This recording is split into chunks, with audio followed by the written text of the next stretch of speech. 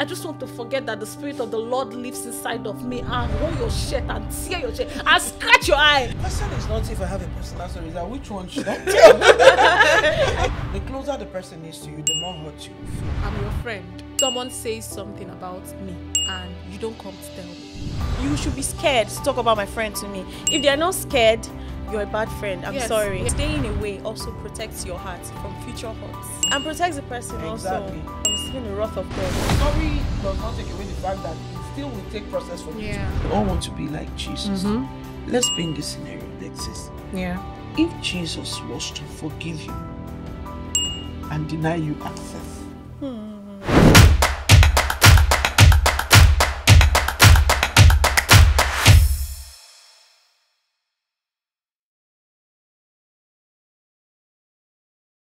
we have a very intentional topic. This one, if they leave me, I will push it and sit down because it's very dear to my heart. The particular topic I'm talking about is forgiveness. Forgiveness, letting go. God, though. If it's not that Alexis has already started with the whole I'm a child of God thing, we will leave child of God and fight. Because there are a lot of people. No. There are some situations where I just want to forget that I'm a Christian. I just want to forget that the Spirit of the Lord lives inside of me and hold your shirt and tear your shirt and scratch your eye, because a lot of people will just get on your nerve. And honestly, this topic is really important to me. That's just all I'm trying to say. For this topic, Uuju will be leading more because I know she's had so many experiences, so much with forgiveness. A lot I'm aware of, and the ones I'm not aware of. And I've watched her forgive through all of them. So many times it hurts. Most of the times it hurts. And sometimes I'll be like, how did you? I mean, I'll not agree. Sometimes I'll call her like, tell me, let me go and beat that person. She said, no, you're a child of God, you're a child of God, don't do that. I said, no, if you just tell me, let's leave child of God, let me just wound somebody first. Because, so I know she has this experience, and she has taught me a whole lot on forgiveness. And I would really like to start the questions with her. Uuju, what does forgiveness mean to you personally? Help me here, Lord. So, to me personally, forgiveness is love. It's just love. It's the love you choose to show yourself. Forgiveness is a gift you give, not because the other person deserves it. You give it because you deserve it. You deserve to be whole. You deserve to have open heavens. I mean, you deserve to move into the future without having to look back at the hurts of yesterday, because when you do not forgive, you're also stagnant. You remain in that scenario. You don't move. It's like, okay, we're shooting right now. You know, when you have sins, when you don't forgive, you're stagnated at a particular sin. Sin one, you're in sin one. So your offender is in sin one and you're in sin one. So you become the prisoner of your unforgiveness. Wow. Because it takes you reliving the hurt over and over. It's a circle over and over for you to hold on to unforgiveness. So you're imprisoning yourself. So forgiveness is something that you don't do because of the other person. You do it because of you. Beyond the fact that God demands actually that you do it, because our Lord's Prayer says, forgive us this day as we forgive those who have trespassed against us, which means, please, Father God, do not forgive me if I do not forgive them. That's what it is. Because if it is as we, it means to the extent I forgive others, Lord, forgive me. Don't say it like this, so. because it's really what it is. Sometimes we go to God and we want, and you know, we do that prayer and we say, Lord, both the ones I know and the ones I do not know, oh Lord, forgive me.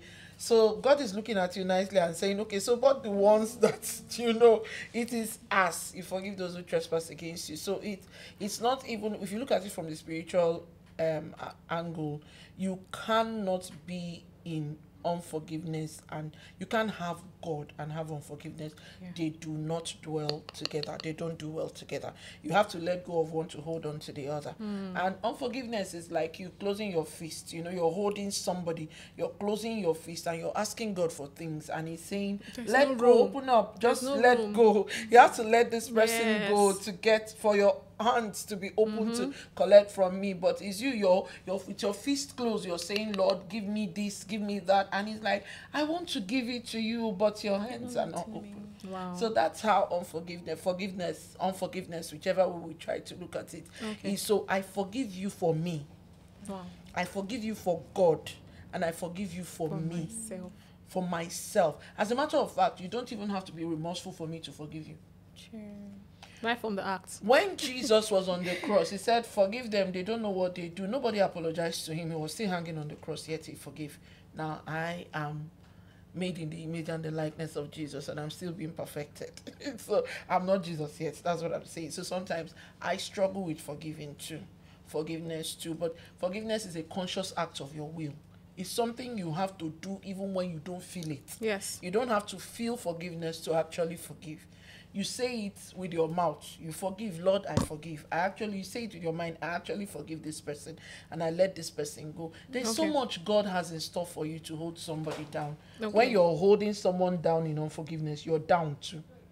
You're in that spot. You have to hold the person. You have to bend down and remain bent down to hold the person down. Wow. But when you forgive, you rise up and let the person go. Wow. Okay.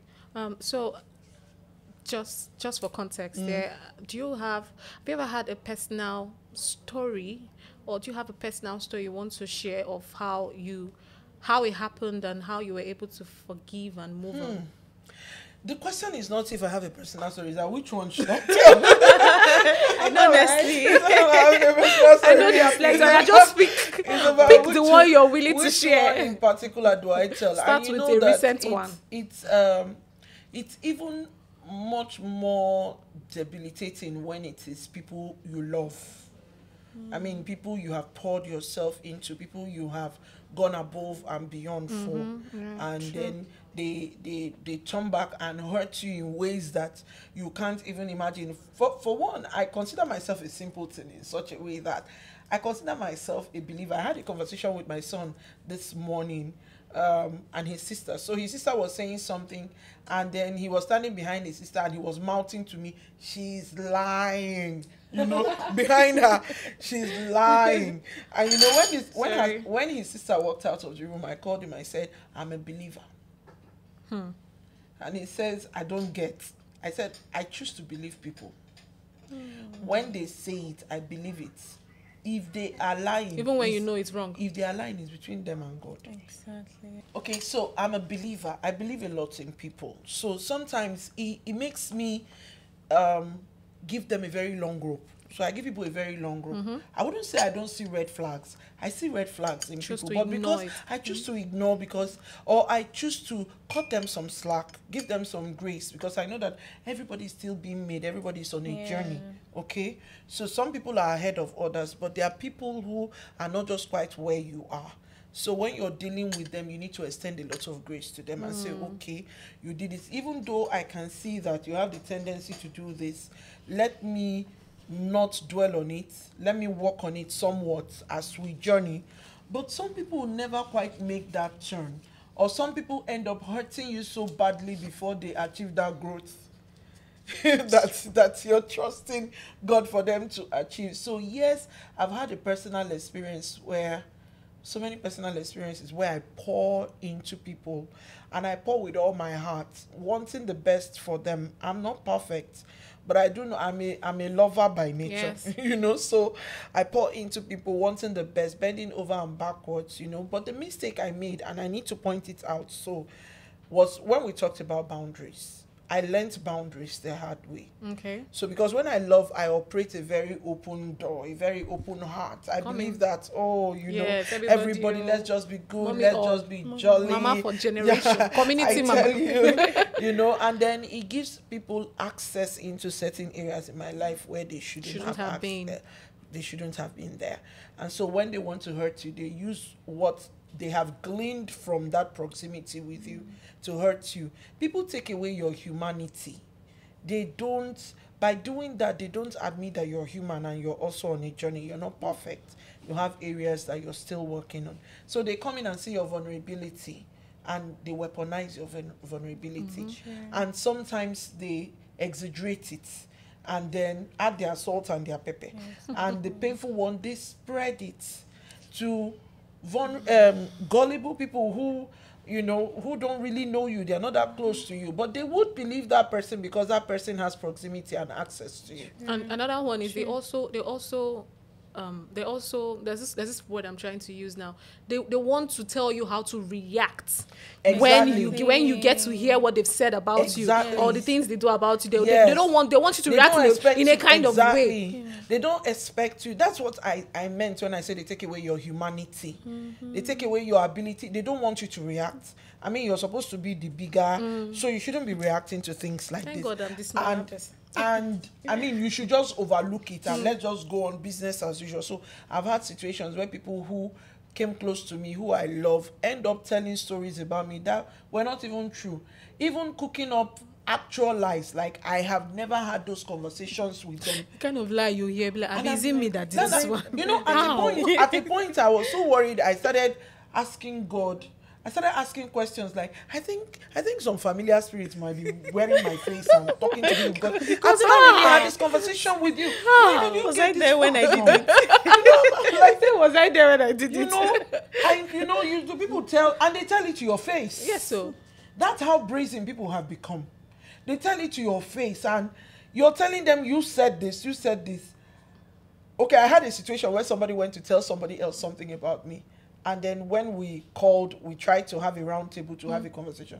The person said, you told me A, B, C, and D. And the person right there in front said, I did not say it. With the full chest. I did not say it. With tears and, emotions like, hey, but if I didn't know you, I would know, I would buy it, but I knew the person in question. And what she told the other person is something that person could have never known. Do you understand? Okay, so do you get? I was literally saying I cover myself with the blood of Jesus because it was right in my face. It's a different thing if somebody was probably relating what happened to you, but this was happening right in my face, like denial right in my face. And it really hurts pretty bad because you wouldn't expect that kind of behavior from that person. I didn't even expect it. So I was brutally hurt. And, I've learned that the closer the person is to you, the more hurt you will feel. Yes. When the person actually does things like that. So this one really pained me. So you were asking me personal experience. It took me a long while. And, I had this bad plumbing effect with that particular, the mind picture that kept coming up was each time I tried to flush everything and forgive, like push it down the drain, when you have bad plumbing, everything comes rising up again, and then you run into this same person. There's no remorse, there's no change in car, there's nothing that says that this person is remorseful, that this person has done this, and right immediately after that, they expected me, or the person expected me to still be in their life like nothing happened. I don't know how people do that thing. No? Like, it's me, I just don't understand it. Like, I should just pretend like we are fine. How are we fine? It's like you flip on a switch and flip it off. You just flip me on and off like a light bulb. Hello? You literally tarnished my image, ruined my reputation, and they were all lies. Just because you wanted something from somebody. And you felt that the best way to get it from that person is to tarnish the image of this person. Now, the person you're telling the bull crap is wondering, but I didn't think this person would do this sort of thing. And it took the person a while to be able to talk to me about it and say, look at what I've heard. And I salute the courage of that person to say, look at what I heard. It was incredulous the day I heard it. And I'm like, so how many more people have you told this rubbish? Very good question. So how many more people do I have to redeem my image, with? And I just got to the place, I just told God, you know what? You're my PR manager on this matter. I'm not going to say anything to anybody. You're going to, by yourself, clean this up for me. On my own part, I will forgive. And I actually called the person. That's why it's another phase of forgiveness, reconciliation. Not reconciliation, but more like having a conversation about it, a talk. I actually called the person to say, you know what? You've done this, X, Y, Z. I forgive you. There was no single remorse. There was no single apology. And you did not call me You to come and just- scratch somebody's face. Why am I here? After I go home, I sat back and I said, but this person didn't apologize. So this person just cried and denied everything. But there was no apology, actual apology. And this is just saying to everybody out there, if you know you have hurt somebody that much, the least you can say is, I'm sorry. And mean it. And mean it. Please mean it. Mean the I'm sorry, because reputational damage, the Bible says a good name is better than perfume. Yeah. This person has taken time to build. God has helped somebody build a reputation, and then you just From pull nowhere. everything down. So what if this other person didn't have the courage to come and say, this is what I heard about you? I even had a scenario sometime where somebody told me, ever since I heard this about you, I started doing this particular thing. Every time you're up there, maybe ministering, I would do this to frustrate you, because I don't know how a wicked person like you would be standing up and ministering and acting like a woman of God. Meanwhile, you do this to people. And the And person, the person that had said to- this thing is going, it's tell walking you. the face of the earth. Do you understand? And the person, when Blamelessly. the person in question now discovered the truth, the person now had to come to me and say, I'm sorry. I'm sorry. Actually, this and this was how I started reacting to you after I heard this, because I'd look at you, the person I'm saying is different from what I'm hearing, and I can't marry the two. So, but be it as it may, no matter what happens at the end of the day, forgiveness is a gift you give to yourself. However, can I promise you will forget the process, what happened in a day? No, it will take time. Just like when you have a broken wrist. The wrist is broken, or maybe somebody walks by you and steps on your toe and breaks your toe. And the person apologizes and says, I'm sorry, I didn't mean to do it. Oh, not a problem, I forgive you. However, would you go to the hospital? Yes. Will you take the painkillers? Yes. Will you visit the bone setter?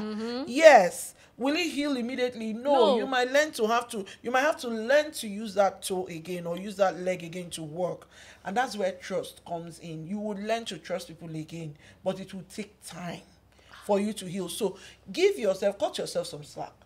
So this is where we have a challenge, especially those of us that are of the faith. You feel that each time I see this person, I feel this rumble in my tummy. I feel this sense of anger. This anger wells up. Sweetheart, it doesn't mean you haven't forgiven the person, but there is a healing process. Wow. And it is a process. It takes time. And it takes time. Yes. Until the Holy Spirit and God helps you walk through that process. You might not see the person immediately and high-five the person. So forgive yourself. Give yourself time, give yourself grace, and then stay and keep reminding yourself about you, not even the person, because most times the other person doesn't even deserve the forgiveness. They are not even remorseful, but you do it for you so that you can move on from there. Okay, taking a cue from what you said earlier, I have a problem with, I'm your friend. Someone says something about me, and you don't come to tell me. It just does not work in my head. I feel like if you care about me and you hear this bad thing about me, you should come tell me. So a lot of people do this thing about, okay, it's not my business. It's not my place to tell. It's not my business. I don't want to put my mouth in what not concerning. It was not me that attacked directly. I don't hate her. I cannot just go and tell her that so and so person said. It's just not my place. But you're my friend. It should be your place. That's what I think. And I get really hurt when I hear something. Maybe, let's say I hear something that was said about me, and then the next thing I hear is, even so and so person knows about it. And I'm like, why am I just hearing it? Trust me, or why have people been reacting a certain way towards me because of this thing that you know and you've not told me? So I think I also have a problem with that. Yes. I do. I have a problem with it. Even though, because of the tenets of the faith I subscribe to, even though I would not expect hostility from you to the person, whoever told you, whatever, but I would expect that you take a cue, because whoever comes to you to tell you stuff about me, it's only a matter of time. It's about to tell stuff about you to another person. Yes. So you should be able to learn that if this person has a mind to tell me about this person, it means that I'm next on this person's agenda. The moment I fall out with this person, I'm next on this person's agenda. So the friend, you cannot be my friend and be okay with somebody who is talking exactly and act like everything is okay. So I've heard people say, it's not my fight, don't buy other people's fights. If you're a true friend, you might not buy my fight in hostility, but you will Lord help me. You have to let that person know I'm not okay with you. Exactly. I'm not okay with what you did to my friend. I'm not okay. Because if we don't start calling out these things, then before you know it, you have a banana republic on your hand where everybody goes around hurting people and saying stuff about people without fear of any consequence. Nobody's calling them out on it. So you should be able to. And I also have a problem when people always come to you to tell you stuff about me. It means that there's something you're doing that makes them feel that it's okay for them to tell you stuff about me. The truth is, for someone to even always come to talk to you, but it means that you're an open space. Yeah, exactly. If you don't give feedback to the talk when they're talking about it, I mean, you're coming to talk about this person. Friend, yeah. If I am your friend, just know that nobody can come to me to tell me XYZ thing about you. Oh, they'll be scared because they'll say, okay, Cynthia, come over. Yes, I'll bring you to the conversation. You should be scared to talk about my friend to me. If they're not scared, you're a bad friend. I'm sorry. Yes, because you're making the only reason they are not scared is because when you talk, okay, is that how she is? Exactly. You're you contribute to engage them. To the you're talk. enabling it, and you're being an accomplice, really. That's because the truth. The accomplice of a thief doesn't have to steal to be an accomplice. Yes. You just have to know that this person is a thief. Yes, That's all it takes in the law, in the eye of the law, for you to be an accomplice. So if somebody feels comfortable coming to tell you stuff about me, might I even tell you, even if the stuff is true, Yes. you owe me the responsibility of standing up for me where I cannot speak for myself. Yes. Especially if I'm not there. You had better speak up. You can come to me later and we'll hash it out. You can remove your gloves and say, I know saying you do this thing.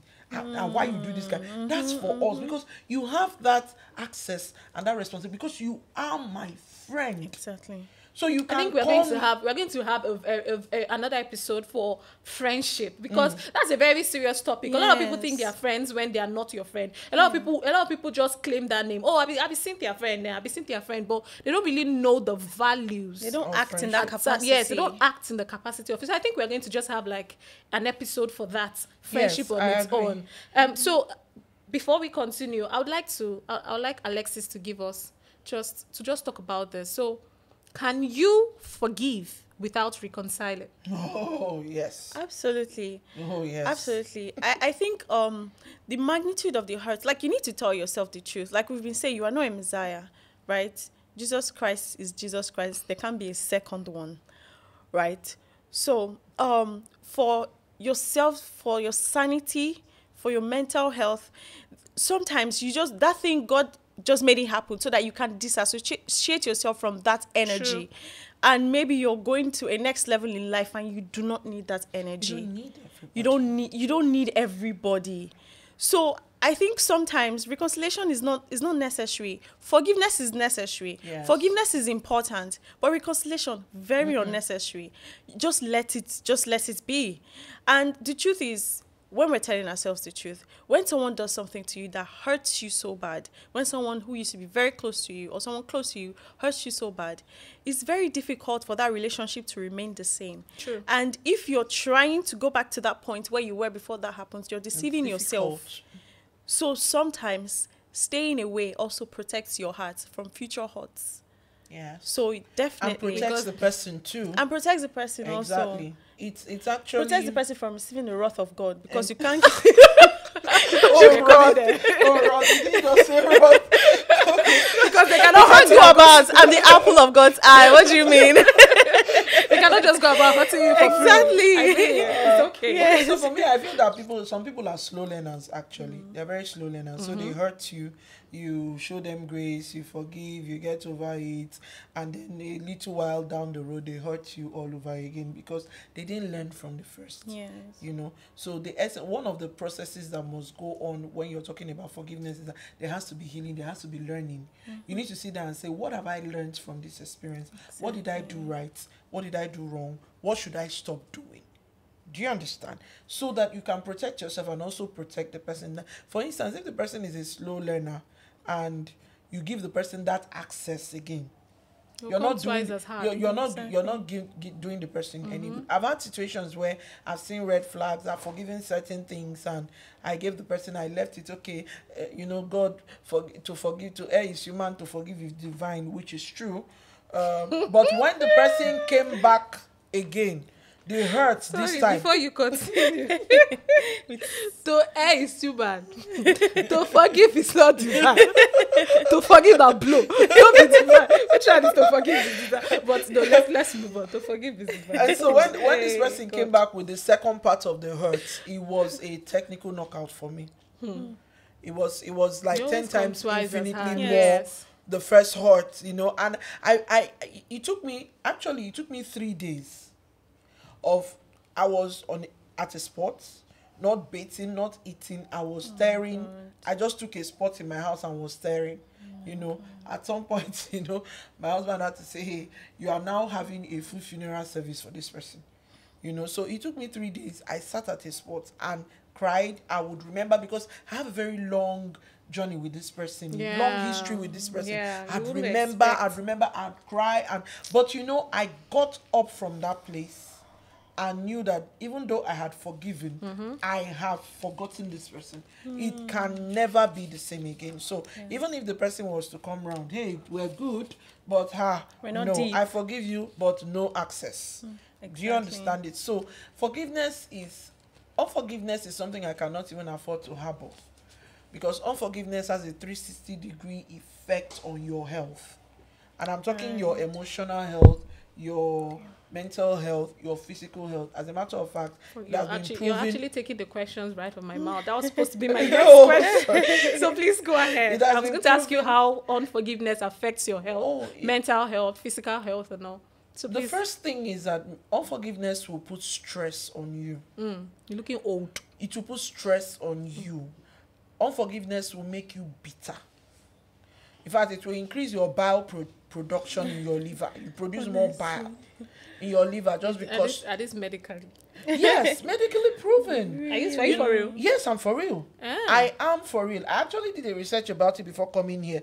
Unforgiveness it increases stress and anxiety. Okay. So unforgiveness can trigger your stress hormone, leading to elevated levels of cortisol and stress hormones. Yeah. Wow. And then it leads to a compromised immune system. Yes. So you won't even be able to fight. So when I say forgiveness is a gift you give to yourself, this is what we're talking about. Practically. You know, it can lead to chronic stress from unforgiveness, can weaken the immune system, making you more susceptible to illness.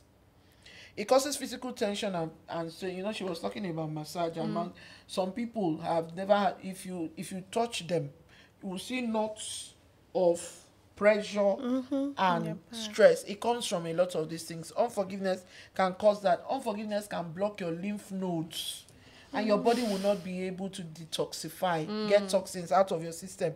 Unforgiveness can cause mental and emotional distress. A study suggests a link between unforgiveness and increased risk of depression and anxiety. It says the preoccupation, it leads to difficulty in focusing and concentrating. I don't know if you... let me share another experience. Somebody who had done something to hurt me, and I had said, okay, not a problem. I was in the process of trusting God to heal. And this person suddenly says to somebody else, this person was acting up, and somebody else had to ask him, this thing, are you not over it yet? He said, no. As a matter of fact, that anytime he sees me, he gets angry. And he has gotten to the point where he wakes up in the morning and wishes that I don't show up. Audacity is now cheap. the thing is that you hurt me, and I'm just in my corner trusting God to get on, to move on with it. I'm not doing anything to you. I've left you to yourself. I've even told you verbally that I forgive you. Let's just move on.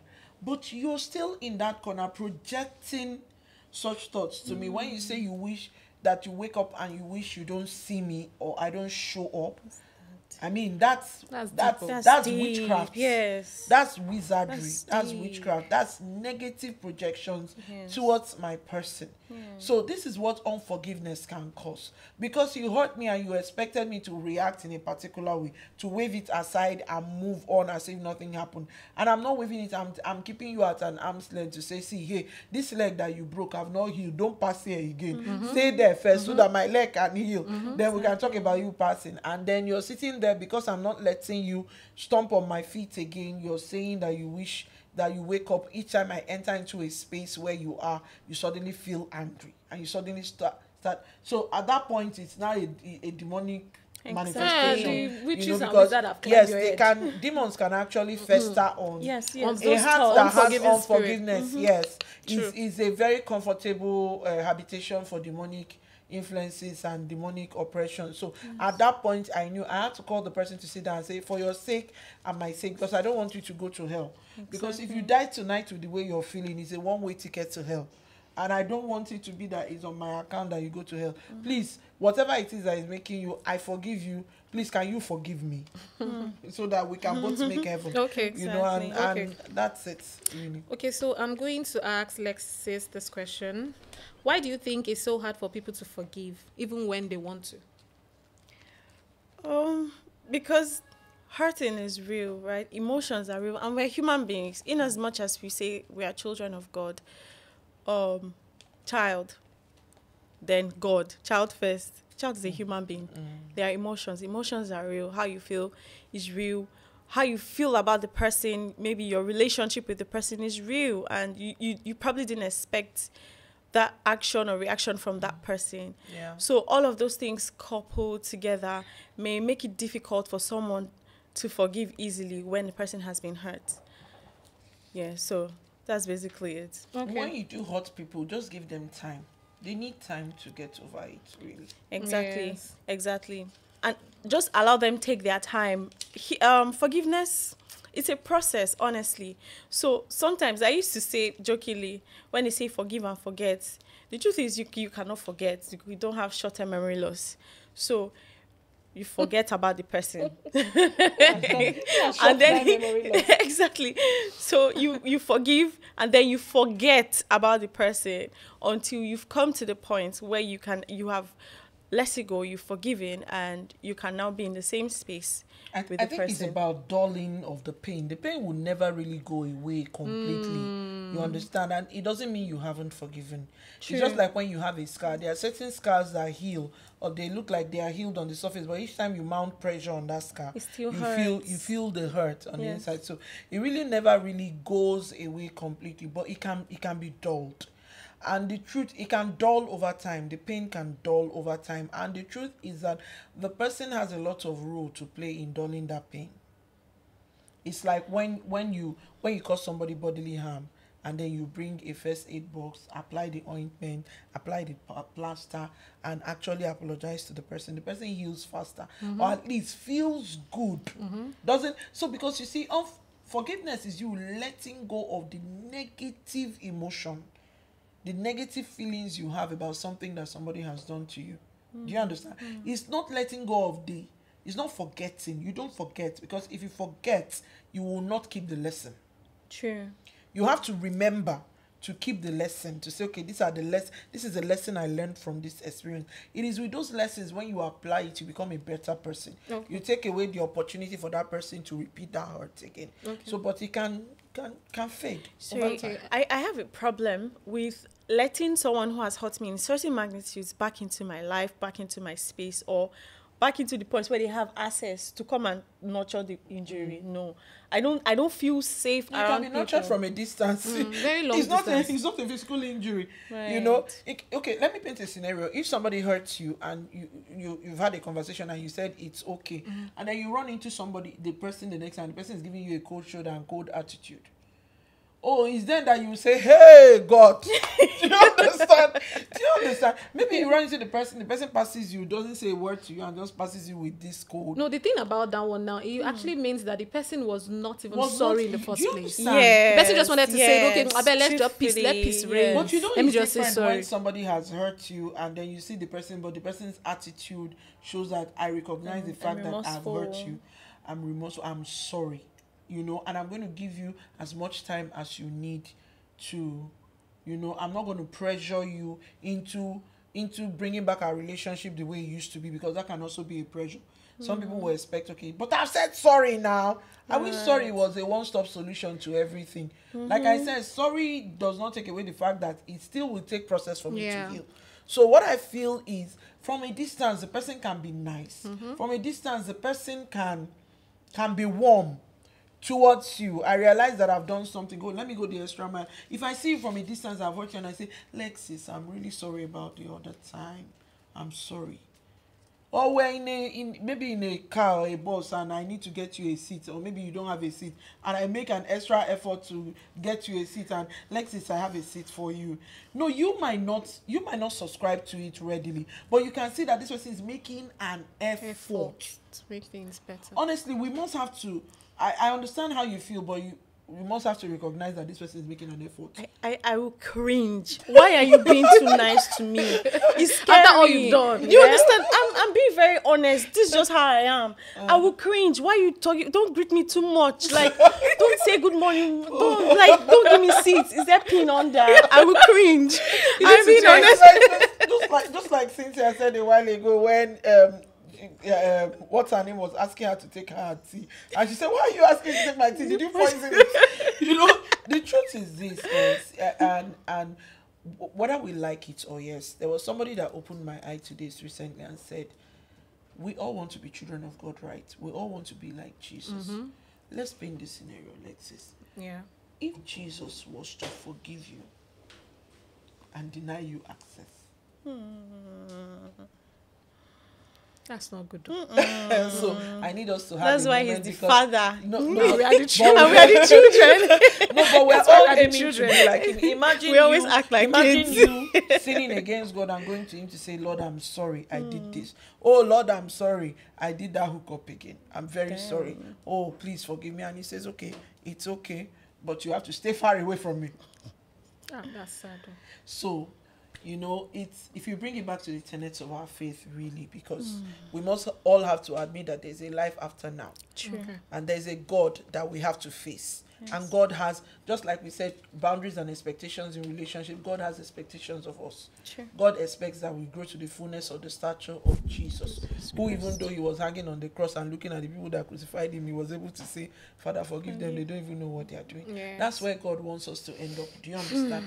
And so because we want to aim, we would have to, yes, we recognize all the feelings, all the emotions and all of that. But you see, faith is not feelings. Feelings is not faith. We have to put them where they both and say, okay, am I going to follow my feelings or am I going to follow my faith? Am I going to make God happy about this issue? Or am I just going to go with how I feel and act it all out? So for me, no matter how, and every instance I've given, every scenario I've given, trust me, I've so forgiven that if you even see me with the people involved, you'll be wondering, is it that this man don't used to hear word or something, you know? But I have a goal. I have somebody I'm looking up to. Yes. I have somebody I want to be like, and honestly, that's the ultimate goal for me. Yeah. That should be for every child of God, really. Except if it is it is for us. In the long run, it is. We have the ultimate goal. So rounding up this episode, I remember my mentor telling me sometime I had one experience that I needed to forgive, and I was like, I cannot forgive this person. I feel so bad. I feel so hurt. What should I do? Which is the final question I wanted to ask, but maybe I should just answer it, you know.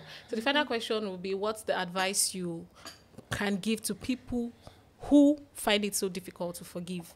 So for me, she said, I remember then she said, talk to this person about it. I know the person hurts you, and, you know, just go and talk to the person about it. Okay, talk about it to the person. And then I'm like, I cannot talk about it. The person is supposed to be the one to come and tell me, okay, this thing I did, I'm sorry. I know you're hurting. And she's like, in fact, go and tell the person sorry. I was so pained that day. When I read the message, my mentor this time, when I read the message, I was like, wait with this. What is this? I should go and tell who's sorry. Like, the truth is, this person is supposed to come and apologize. I'm hurting. And this thing was so close to home. Like, I'm upset. I'm talking about a case I had with my sister-in-law that lives with me. I'm so angry. I'm older than this girl by as in all means. At least the best thing she should do is, and I went to her the first time, said, I don't like what you're doing. Can you not do it again? She did it again and quetchy. In my head, I'm like, and I'll tell my mentor, and she's like, oh, this particular situation, go and apologize to her. So back to what I want to say, guys. When you're faced with the challenges I faced then, like my mentor told me, I'm going to tell all of you. You people should go and apologize to the person. I know it hurts. I know you don't want to. I know they don't deserve it. But I mean, when I did it, I actually wrote a long message. If you see me writing a long message to person where I senior, by far, number one, my sister-in-law in my husband's house. Now, no money, I'm supposed to just go to the room and knock your brain. But I wrote a very long message and I was like, okay, I'm sorry. This is why I'm upset. Forgive me. Guess what? She didn't respond. She just gave me a like button. I came back to my mentor and I'm like, your former son paid me. This one paid my soul. This one girl I'm supposed to beat. She now said, you've said what you need to say. Don't worry, God will work it out. God actually did work it out because after a long while, she now came and she was like, oh, sister, I'm very sorry. I'm like, it's okay, it's fine. I've gotten over it. I got over it the first day I told you I'm sorry for what you did wrong to me. So yeah, so that's the end of today's episode. I feel so fulfilled though because, like I said, forgiveness is a very dear topic to my heart, and I'm Can so I ask happy. you a question? Let me just. Do you have a better relationship with her today? Yes, I mean she's like the best of all my sister-in-laws. Wow. So the best. The price you had to pay to get the best Yes. of all your sister-in-law was just to say sorry. Just sorry. It's not just sorry. Sometimes sorry is very hard. But I mean, it's just sorry. Especially No, when but you're even if hurting. you don't feel it, say it. You will start feeling it later. Yes, Saying it yes, comes, yes. the feeling follows after. Thank you so Thank very you so much for much. being Thank on this you. episode with Thank you. me. It's been Thank a you. I'm so pleasure. glad to have the both of you, and I'm so glad that our viewers have had a lot to learn through this discussion.